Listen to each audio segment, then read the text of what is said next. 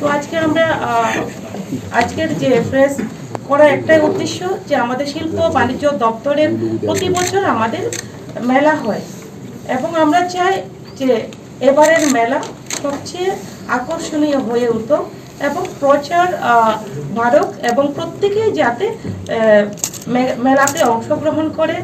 তো সেটাকে সেই লক্ষ্যমাত্রাকে সামনে রেখে আমরা আজকে প্রেস আপনাদের সামনে আমরা উপস্থিত হয়ে আছি। যদি হয়ে থাকে তাহলে 114 এবারে আমাদের ত্রিপুরাতে আছে।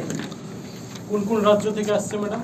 আসাম, বিহার, উত্তরপ্রদেশ, রাজস্থান, তারপরে হরিয়ানা, তারপরে হচ্ছে কাশ্মীর, এগুলো আরো অন্যান্য স্টেটে থাকবে।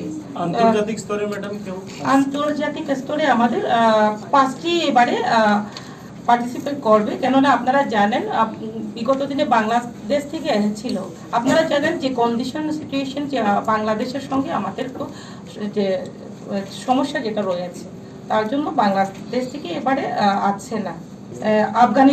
আফগানিস্তান, থাইল্যান্ড, দুবাই, তুর্কি, ওরাই পার্টিসিপেট, এই স্টেট এই দেশের দেশগুলোই পার্টিসিপেট করবে।